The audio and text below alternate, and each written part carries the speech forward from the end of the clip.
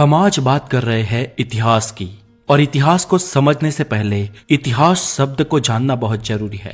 और दोस्तों, ये एक ऐसा एक्सप्लेनेशन होगा जो आपको बेहद ही कम जगहों पर मिलेगा। इतिहास ये शब्द 3 अलग अलग शब्दों से मिलकर बना है, और इस शब्द को तोड़ा जाए तो बनता है इतिहासा, और इसका मतलब होता है थस वेरीली हैपेंड, मतलब सच में ऐसा हुआ है। और दोस्तों, इतिहास में जो सच में हुआ है वो आज हम आपको दिखाने जा रहे हैं इस वीडियो के माध्यम से। आज के समय में चीजें कितनी आसान हो गई है ना। आज की इस 21वीं सदी में फोन के साथ लोग भी स्मार्ट बन चुके हैं। आज लोगों को अगर कहीं दूर भी पहुंचना हो तो वो चंद घंटों में पहुंच जाते हैं। आज सुई से लेकर गिटार तक बस आपसे सिर्फ एक क्लिक की दूरी पर है। पर क्या आपने कभी ये सोचा है कि आज से करीब 1000 साल पहले, जी हाँ, सन 1000 एडी में दुनिया कैसी रही होगी, कैसे रहते और जीते 1000 साल पहले की दुनिया, यानी कि सन 1000 से 1100 के आसपास की दुनिया। ये टाइम फ्रेम इतिहास में मध्यकालीन युग में यानी कि मिडाइवल हिस्ट्री में आता है। इस समय भारतीय जो रूलर थे उन्हें हिस्ट्री की किताबों में इंडिजीनियस रूलर कहा जाता है। इंडिजीनियस रूलर भारत में तो राज कर रहे थे, लेकिन इनके अलावा कई बाहरी हमलावर भी भारत में आए थे और कई बाहरी रूलर भी कुछ कुछ जगहों पर राज कर रहे थे। इस समय काल में भारत में पल्लवास, चौलकिया, पांड्यास, चोलास और राष्ट्रकूटास जैसी डायनेस्टीज शासन कर रही थी। Transportation in the year of 1000। जाहिर है कि साल 1000 ईस्वी का जमाना हमारे आज के इस युग से बिल्कुल अलग था। उस वक्त दुनिया बहुत बड़ी हुआ करती थी, क्योंकि यात्रा के नाम पर सिर्फ पैदल चलना, घुड़सवारी करना या नाव चलाना ही संभव था। इसलिए इंसान अपने आसपास की कुछ किलोमीटर की दुनिया में ही बिजी रहते थे। कुछ सैकड़ों किलोमीटर पार की दुनिया तो उनके लिए बेहद नई हो जाया करती थी। भारत में एक कहावत है कि बार गेहूं में बोली बदल जाती है, यानी कुछ ही किलोमीटर के बाद बोली बदल जाया करती थी, क्योंकि कुछ दूर के लोगों का जुड़ाव कुछ दूर पार के लोगों से कम हुआ करता था। साल 1000 में औद्योगिक विकास। उस वक्त फैक्ट्रीज या मशीनरीज तो मौजूद नहीं थी जो बहुत बड़े पैमाने पर उत्पादन कर सके, लेकिन उस वक्त भी चीन में मैन्युफैक्चरिंग हुआ करता था, जो एक ही भट्टी में एक बार में हजारों की तादाद में चीनी मिट्टी से बने बर्तन और खिलौने बना दिया करते थे। ये भट्टियां लकड़ियां और कोयलों से जलाई जाती थी। जबकि भारत की बात करें तो उस समय भारत में कपड़े, खान पान की चीजें और मरी मसालों का बड़े पैमाने पर उत्पादन होता था, और भारत से ये चीजें पूरी दुनिया में बेची जाती थी। इस समय काल में भारत दुनिया का 30% food, goods and services produce करता था, जबकि चाइना दुनिया का 25% करता था और यूरोप 11%। आप ये कंसीडर कर सकते हो कि ज्यादा पॉपुलेशन उस वक्त इन तीनों रीजन्स में ही मौजूद थी। इनके अलावा बाकी सब दुनिया में, यानी कि America, Latin America, Australia, northern Russia, यहाँ पर पॉपुलेशंस भी कम थी और विकास भी। City and village life in the year of 1000। उस वक्त भी शहरों में दुकानें और मंडियां लगी हुई रहती थी। दुकानें आमतौर पर सामान चीजें बेचती थी, और ये शॉप्स और मंडियां भी एक दूसरे से बेहद पास हुआ करते थे, जो कई जगह पर आज भी देखने को मिलते हैं।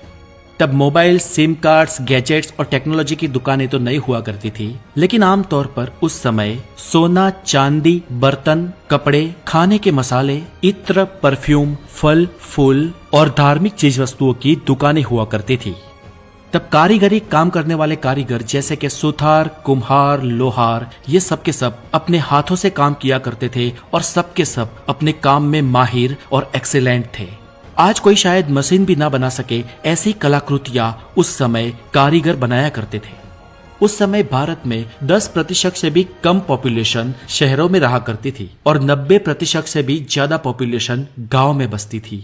हर एक गांव में पानी रिजर्वेशन के लिए तालाब हुआ करते थे, और जिन गांव में नहीं थे वहां पर खुदवाए जाते थे। हर एक गांव में कम से कम एक मंदिर तो होता ही। तब गांव के किसान अधिकतर बरसात के पानी पर निर्भर रहते थे। Housing and construction work in the year 1000। साल 1000 में आमतौर पर सारे घर और महले भी मिट्टी, हाथ से बनाई गई ईंटें, लकड़ी और चूने से बने होते थे। आज के सीमेंट के बनाए घरों की आयु 35 से 40 साल होती है और इन घरों में 5 से 10 साल में दरारें आनी शुरू हो जाती है। लेकिन दोस्तों, पुराने घर और महल जो चूने और मिट्टी से बनते थे, जिसमें सीमेंट का कोई रोल ही नहीं होता था, ऐसे घरों की आयु 500 से 1000 साल तक हुआ करती थी। और दोस्तों, आज के युग में भी आप कुछ 500 या 700 साल पुरानी हवेलियां और महलें देख सकते हैं जो आज भी अकबंद है। ट्रेड की बात करें तो तब भी मुद्राएं चलती थी, लेकिन ज्यादातर लोग बार्टर पद्धति से व्यवहार करते थे, यानी कि एक चीज के बदले दूसरी चीज देना। गेहूं के बदले चावल, गुड़ के बदले फ्रूट या बर्तन के बदले लकड़ियां देना। ऐसे ज्यादातर एक दूसरे की वस्तुओं को देकर ट्रेड हुआ करते थे और सभी लोगों की जरूरी चीजों की आपूर्ति भी पूर्ण हो जाया करती थी। उस वक्त ज्यादातर लोग अपना फैमिली बिजनेस किया करते थे। जी हाँ, आज के युग में हमारे लिए एजुकेशन और अपॉर्चुनिटीज उस वक्त से ज्यादा है। इसलिए आज आम तौर पर हम देखते हैं कि जो काम फादर करते हैं उसका बेटा वो नहीं करता है। वो अपनी स्किल के मुताबिक, अपनी पढ़ाई के मुताबिक या अपने इंटरेस्ट के मुताबिक काम करता है। लेकिन दोस्तों, आज से 1000 साल पहले आम तौर पर जो फादर या फैमिली बिजनेस हुआ करता था वही उनके बच्चे किया करते थे। जुडिशरी दोस्तों, तब राज्य के बड़े फैसले तो राजा लिया करते थे, लेकिन गांव और शहरों के छोटे छोटे लोगों की छोटी छोटी समस्याएं भी होती है और उनको सुलझाने के लिए आज कोर्ट्स तो है, लेकिन उस वक्त न्यायालय तो नहीं हुआ करते थे। पर न्यायालय का काम करते थे पंच।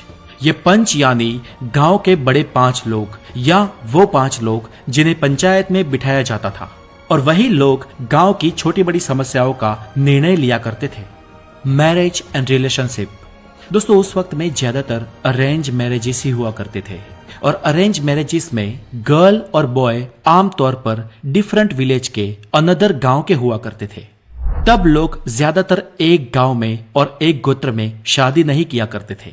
हालांकि तब जो भी शादियां हुआ करती थी वो आसपास के गांव में ही हुआ करती थी जो 5, 10 या 15-20 किलोमीटर दूर रहते थे।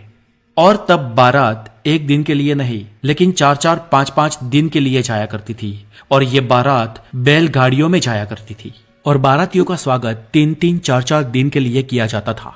और हमारे जीवन के सभी संस्कारों में शादी सबसे खर्चीला और सबसे बड़ा संस्कार माना जाता है।